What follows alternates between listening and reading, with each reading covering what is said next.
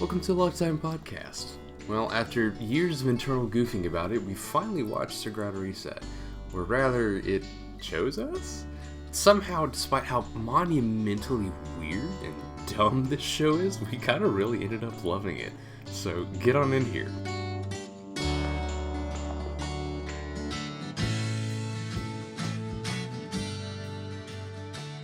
Where does one even start with Sagrada Reset? What a good question. Where do you start? I feel like we've kind of said that a few times on these podcasts now. Yeah. Well, I guess let's start with since me and Zach had actually watched a couple episodes before, let's start there. Yeah, I'd seen the first two, I think, and then I stopped watching. I think all of us had seen the first two, so yep. I guess I'll start with this, is that I got a very different impression, I guess, when I watched the show the second time, the first two episodes again. Yeah, same. Like, I guess I knew what I was expecting, and I was a lot, I guess, more prepared for, what the bizarre aspects of the beginning of the show were. They're not just limited to the beginning of the show. You don't need to. Oh, they're not. But yeah, it's a feature. But I mean, so you get in the first couple episodes, there's this weird, I don't want to call it a pacing issue, but it's pacing issue. It's the dialogue is very weird. Here's the thing. This show loves to go between two different modes. The first mode is we're going to make idle chit chat, and it's going to be very stoic, and we're not going to really talk about our feelings unless we're going to talk about them in a very scientific way. And then it goes into the second mode, which is we're all philosophers, really. And then it just does that for a while. Yeah, and it doesn't have any way to dictate between the two modes. It just constantly switches. At a moment's notice, just, you ever think about God? And you're like, what? Where did that come from? We were just talking about your favorite color. What's up, middle school friends on the rooftop? They're middle schoolers. I like having lunch with you guys. Hey, but what if this was an android? Which of us do you think is an android? Is it cool for us to hang out? What if we were an android? To be fair, that does sound like something that I would do at least in elementary school, but that was because I had no patience, and so I would just randomly spout everything from my mouth. Yeah, I just Sagrada Reset kind of feels like that, spouting everything that comes to your head at once. Yeah, with the exception of 12 episodes later, because of the whole time travel aspect, you're like, oh, that's why you said that. But for 12 episodes, I was very confused. I'm not going to sit here and just shit talk Sagrada Reset and say that none of it makes sense, because no. Astonishingly enough, a lot of the stuff in Sagrada Reset makes sense, despite how, weird galaxy brain it tries to be at every turn. And let's not kid ourselves, it really tries to be galaxy brain at basically every turn. The show even specifically outright says it on multiple occasions, be like, why the hell did you think of such an indirect way of figuring out this puzzle? And they're like, no, that's just the way I think, I guess. I think the best way that I can describe Sagrada Reset is, this is maybe the most light novel thing I've ever seen, potentially. Yeah, because, I would agree with that. It's not light novel in the way that, isekai novels are light novel, though. No. It's not you don't get, the random, the random shit that comes with all that. You don't have your, weird-ass harem bullshit, or you don't have your random... It feels like a boogie pop kind of light novel. It feels very wordy and, overly, not dramatic, but it's it just feels wordy, I guess. Melodramatic, yeah. Yeah. Probably about 80% of this show is just talking. Some things can make this work. Yeah. Monogatari, for instance, makes this work really well. Yeah. Sagrada Reset, I'm not going to say it tanks in how it is so dialogue heavy, because I wouldn't say that it tanks scenes. Because of that. Yeah, because, so much of this is, it's just such a bizarre, superpower mystery kind of thing. Mm-hmm. But, you know, a lot of this kind of interrogation and speculation and discussion works very well, again, in some scenes and in some of their larger arcs. But there are some things, and Matt, to kind of go back to what you said a little bit previously, while Sagrada Reset is very interesting, it has a lot of cool ideas, Jesus fucking Christ, this was a 2-core, and it felt like a 6-core. This show felt like it went on for fucking ever. And it's not that I was completely disinterested in it, but Jesus fucking Christ, I wish this thing could have, like, picked up its pace a little bit. Oh my god. Yeah, so here's kind of how I feel about it. Like, I actually really enjoyed a lot of what was happening in Sagrada Reset. Like, yes. I feel like if this was a book, like, I would have read the shit out of this and loved it. Yeah. Are you saying if it was made into a sort of like novel but shorter? Yeah. And you know, a series of right. things. Exactly, like having like a light novel sort of format. That's a good name for it. Yeah, you should like that. Yeah, I felt like, you know, if it was in that sort of format, I would have probably loved this. We're being really on the nose, which was something that you know, a trait that the show also exhibited. But I think that in anime form, Sagrada Reset felt like it took for freaking ever to get anywhere. Mm-hmm. Now, that's not to say that what was going on was disinteresting. Like, I was actually really engaged in a lot of the scenes. Yeah. But there were times where I was watching this and I was like, I'm not even tired, but I'm feeling kind of sleepy now. Yeah. Like, this is literally taking forever to get to the point. And not because it was like being exorbitantly slow, but just because it was taking its time and it needed the time. And I was just bored out of my mind with what was going out on the screen. Yeah, it's one of those things where, like, if you told somebody the plot beats, like the individual beats that you hit, and it's like, okay, they do this, they talk about this, they go here, they do this, you're like, oh, okay, that sounds like a really great story. But it's just how it actually managed to deliver on that becomes like prolonged and, well, better put, elongated, and just like really wears itself down after a while. Yeah, it's the getting to each major plot and story beat that is just so, at points, incredibly tedious. Yeah. And it's unfortunately made a little more difficult by just how straight up robotic some of these characters are. I was so going to much talk of about this that. cast Yeah. is just I guess I don't. Part of me doesn't understand why the fuck they are the way they are, but at the same time, you know, you can't help but feel that a series that in the first episode has the characters talking about, well, which of us is an android, makes you think, is it intentional that some of these characters are really fucking like cardboard cutout? Like, what do you do with that? That became a major issue for me personally, because I tend to prefer character-driven stories over plot-driven ones. And so the fact that the only character that actually showed more than 4 emotions was just Soma, and that was it, became a bit of a grating experience as this went on. Yeah, I mean, I don't know. Like, and that's not to say that they're bad characters, because the powers, their backstories, their history, and and all the things that they choose to do in the show, and the reasons why they choose to do that, they're all there. That's all there in this show.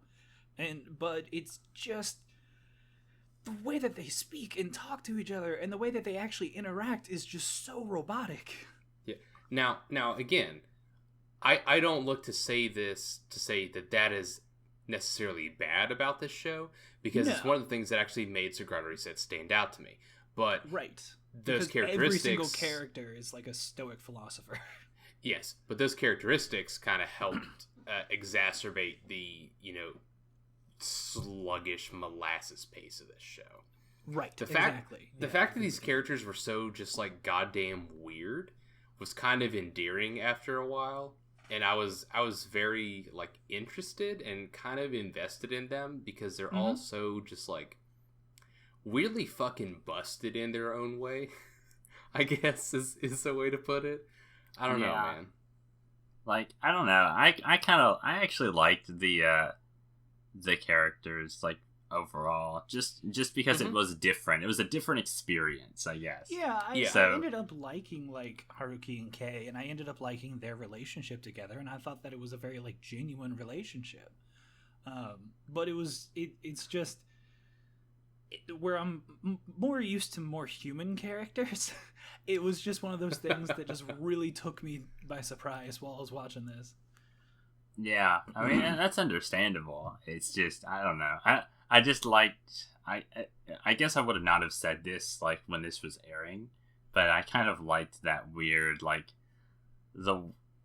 I guess what I'm trying to say is that I just liked the weird dynamic that the show kind of had going for it. And then I didn't really like it first, but now that I've, like, watched the whole thing, I'm like, okay, well, I kind of, like, I got into it, I guess. Yeah. I don't think the show could have worked if the characters were any other way.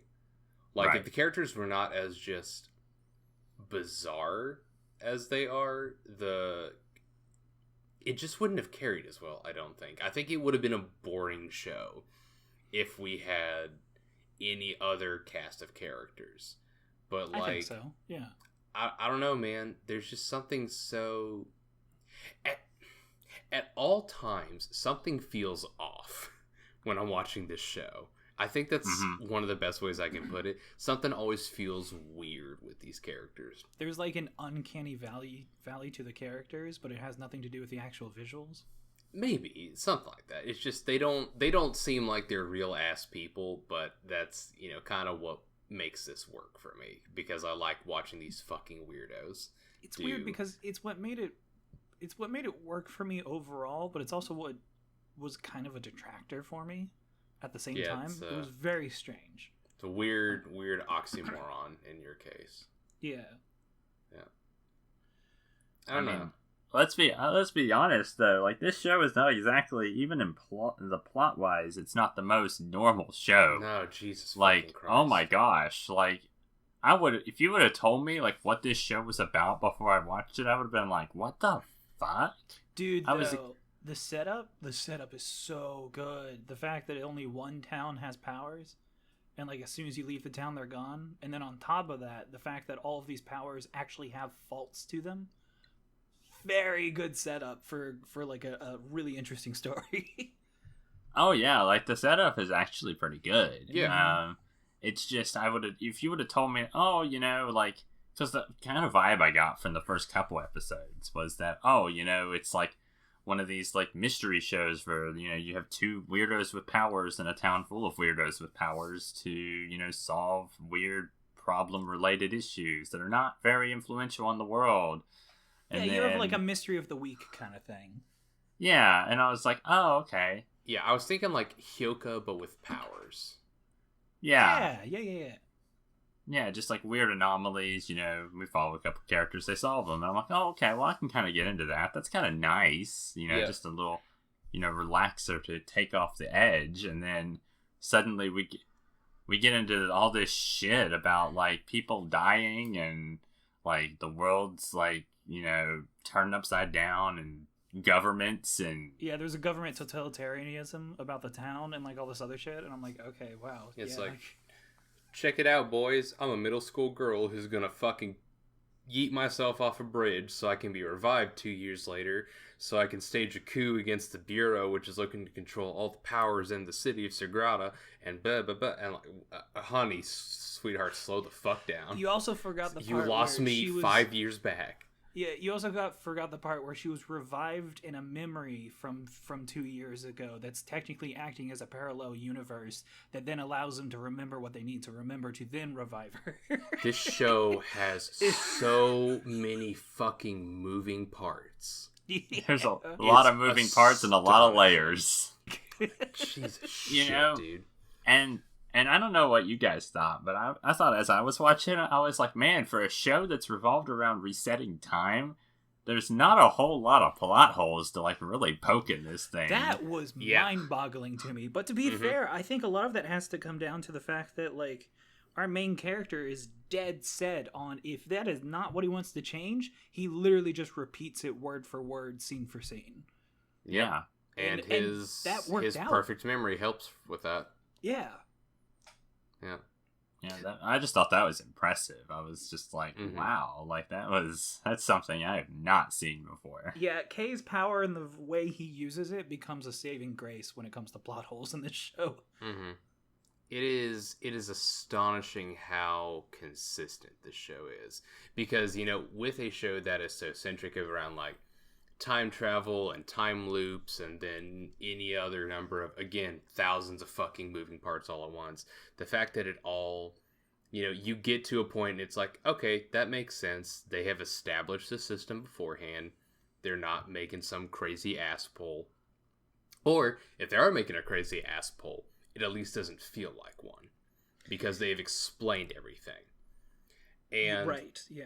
And it's astonishing how well Sagrada Reset manages to work as a larger system, and to work as a story that has continued to build on itself.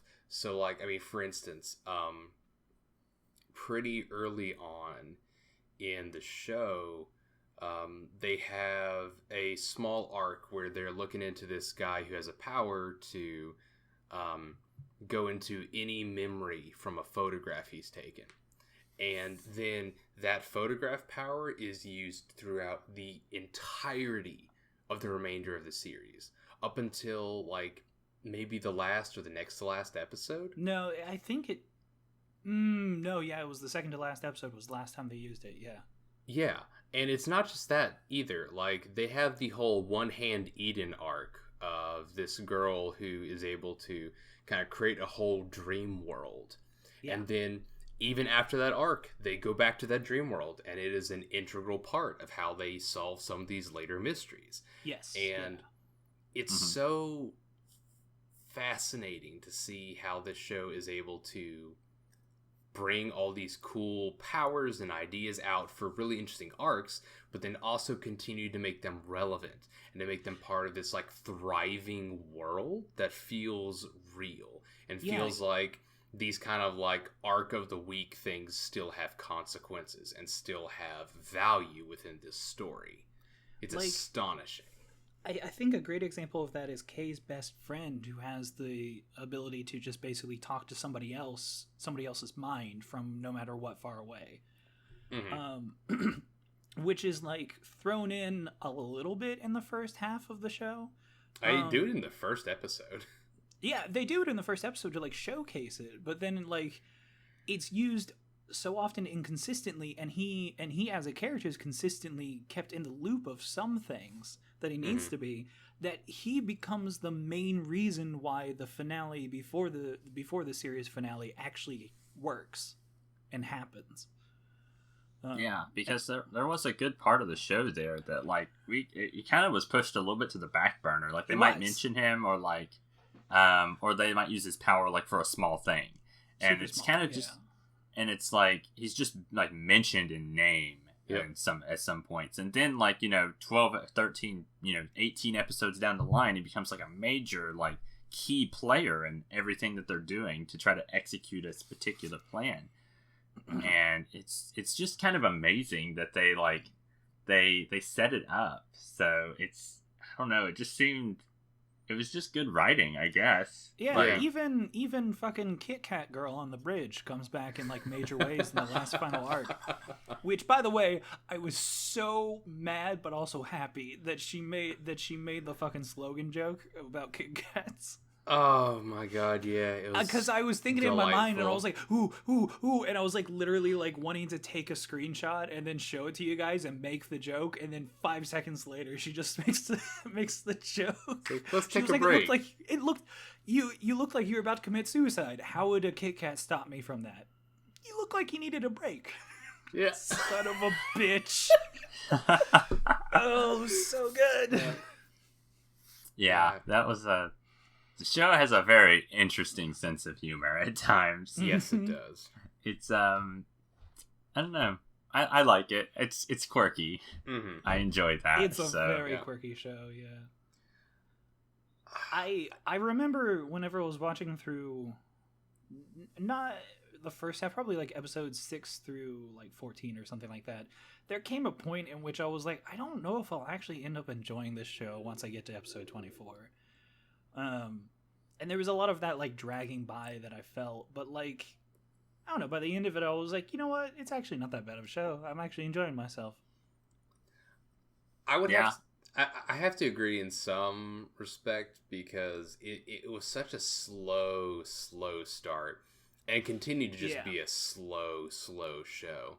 It also doesn't help that because they're dealing with time travel, and because our main character wants to repeat everything in the exact same way if he can help it, that we literally did get fed the same scene like 3 times sometimes. Yeah, it can be monotonous. Yeah. But the core thing is that I think something eventually just clicked for me, and I really just kind of embraced the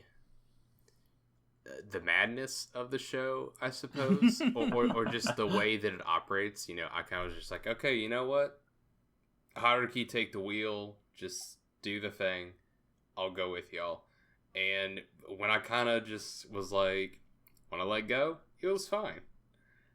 But I don't know, it was just it was really weird to like get into, especially with some of the one-off episodes they had in the first half, whereas the second half was all just like 3 separate consistent arcs. Yes. Yeah. And I think that helped a lot. Yeah, the arcs were a in lot getting better a lot than of the the core individual ideas ones. together. Yeah. Because I mean, like, with the first half, we had 2 episodes, the Memory and Children, because it was a 3-part arc. And then we got part 1, part 2, and then it's not until episode 10 that we get the 3rd part of that arc. And there's one-shots scattered, like, between that as well. And it was just like, can we just... Hello? Yeah, the show is segmented very weird, but, I don't know. Like, yeah, the beginning is pretty slow. I'll agree with that. But, I mean, I'm glad they did all that establishing beforehand, because it made the second half work really well. Yeah, it was very smooth from there on. I think once we got into all the Soma stuff, I think that, like, actually, like, started kicking the show into gear, and was like, oh, yeah, but you needed you unfortunately just needed all the beginning parts in order to get to that point. Right. So it's just like, it's just kind of like an unfortunate, like, you know, we had to go through that and to understand how a lot of like powers and abilities work so that the latter half can work. So yeah, it's like your friend that says you just got to play the first 20 hours of this RPG, but after that it gets really good. I mean, yeah, but at least it was really good. I mean, I can give it that. So it's just you know, if you're willing to make the investment, there you are. Like you got a good show. Yeah. Or a good game in I guess that instance. Yeah. And the thing is, I don't think I ever would have actually watched Sagrada Reset if we hadn't rolled this in our never-ending backlog of shows. Yeah. Because Matt, I remember specifically watching the first like 2 episodes and just being like, huh. Okay. That's a show. Thanks, David Production, I guess. Yeah, because we both felt pretty similarly about that. Yeah, because I was just like, you all have, y'all burned me once before, I think, and wait, no, hold on. No, they're not the ones that did Glass Slip. I'm an idiot. No, they it seems like a PA Works show, doesn't it? Yeah, it really does. Yeah. Never mind. Not PA Works, surprisingly. Yeah, I think this is one of the first shows that everyone knows David Production from JoJo. Like JoJo, it's not a JoJo show, and then everyone watched it and was like, oh. What a weird one, and then just disregarded it. The fact that the fucking JoJo fans are like, wow, that's a weird show. Yeah. But, I mean, yeah, I can see why someone would watch the first 2 or 3 episodes and go, yeah, I'm not really interested in that. That's, not very good. Maybe not very good, but just, that's disinteresting. Yeah. I'm disinterested in everything that's happening.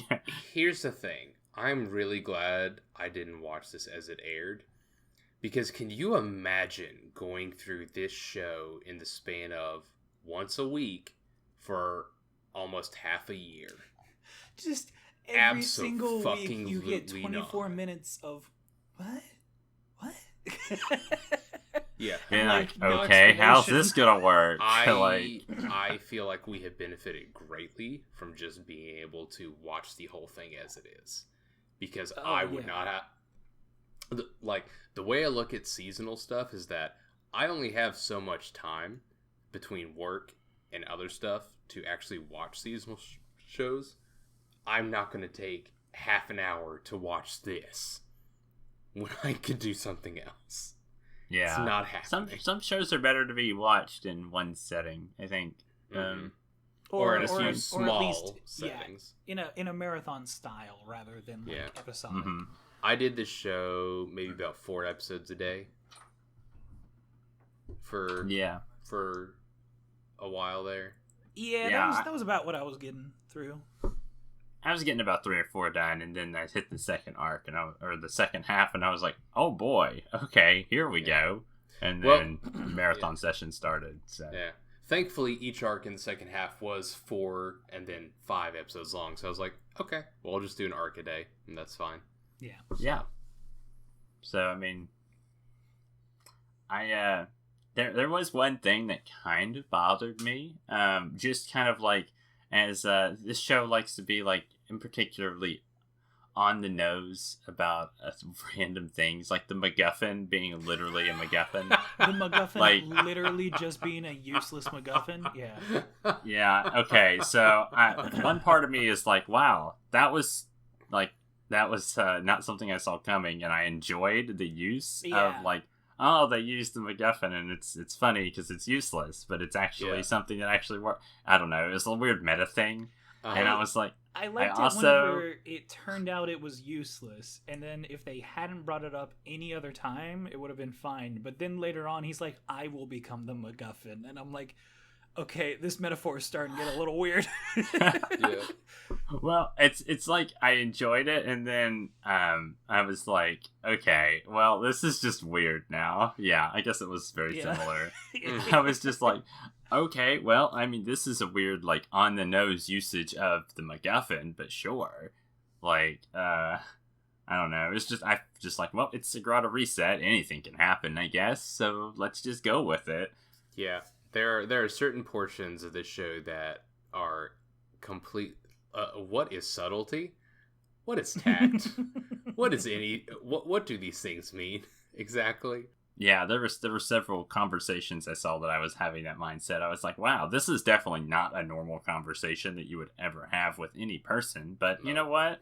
I mean, it's all right. I like the show. I like the characters. It makes sense. I'm just like, okay, well, that was weird. Let's move on. Like, no normal people would have these conversations, but in the fiction that they have established and the characters they've established, yeah, it makes sense for them. It's fucking weird robots-ass people.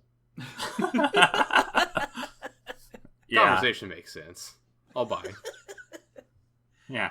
Yeah, there is a couple of characters that I was not sold on, like, what was driving them forward in a lot of things, and I'm also not a huge fan of the fact that Haruki literally just became an asset to the main character rather than, like, a lot more to that until you start getting into, like, the last few episodes in which they actually have some sort of romance. But, like, I don't know, I wasn't sold on that, but, like, overall, this is a really fun cast of characters. Yeah, it's kind of weird calling it fun considering that, like, what we've described, I guess. But I guess so. Yeah, it's they're enjoyable to watch. That's for sure. This show develops two things. It develops a patience of the mind, and then it has a tiny little voice that it implants in your brain that, like, you're like, the fuck? Why are you talking about robots? And the voice just goes, give him a chance. Just give him a chance. And you're like, all right, I guess I'll give it a chance. I think I really kind of hit that point when, at episode 4, Kay's head fucking exploded. Literally, yeah. Yeah. He literally let himself die, and his head literally explode just to, like, freak this girl out. And to be like, hey, quit being an idiot. Stop acting like this. Stop it. Get some help. And I was just, it was at that point I was like, well, this is the This kind of show's show not we're afraid gonna to be go watching. places. This show has no rules, is what I learned. Or rather, the show has some batshit insane rules that, again, as we've said, it follows surprisingly well. Yeah, still not sold on the whole Arioka character. I'm just not sold on her. Oh, Okairi? Yeah. Okairi. Yeah. I Little Miss understand- Welcome Home? Huh? Yeah. That's Never the mind. joke. Yeah. Oh, okay. Okairi? Yeah.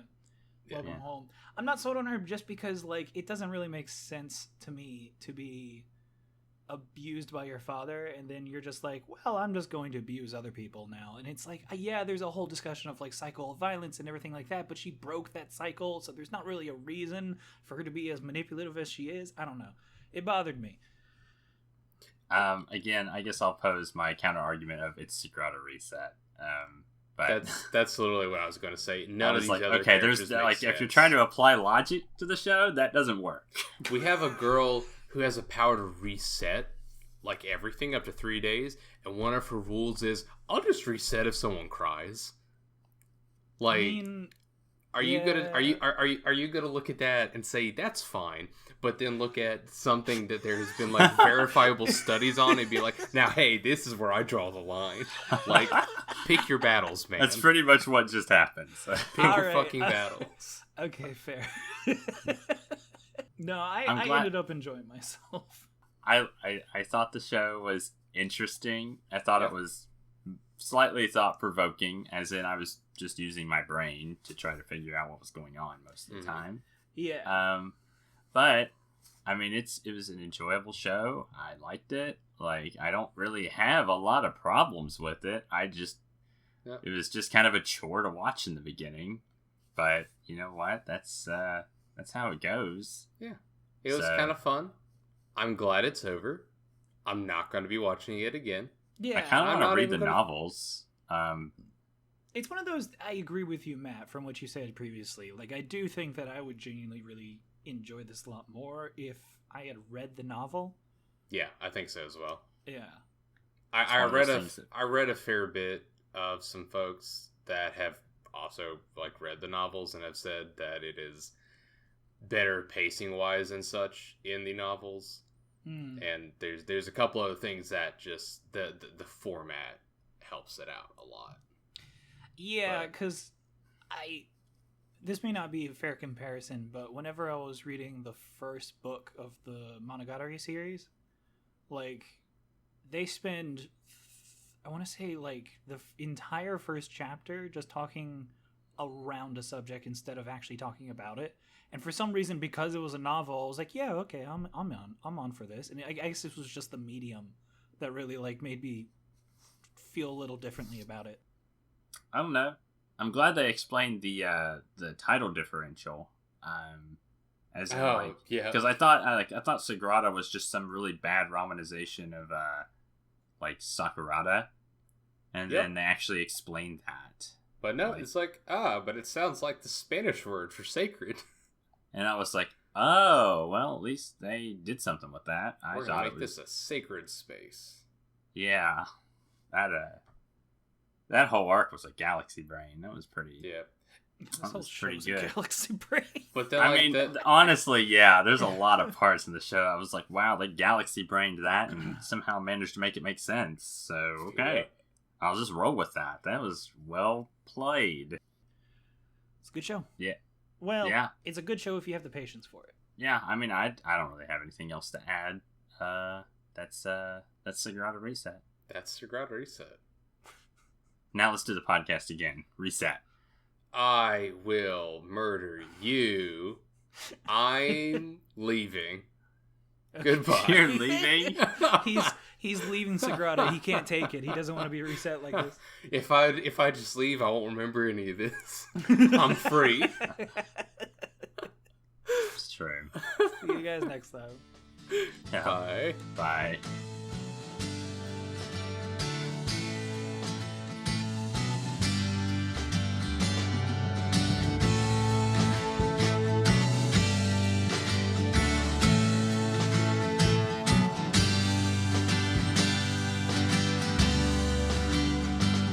Hey, thanks for listening.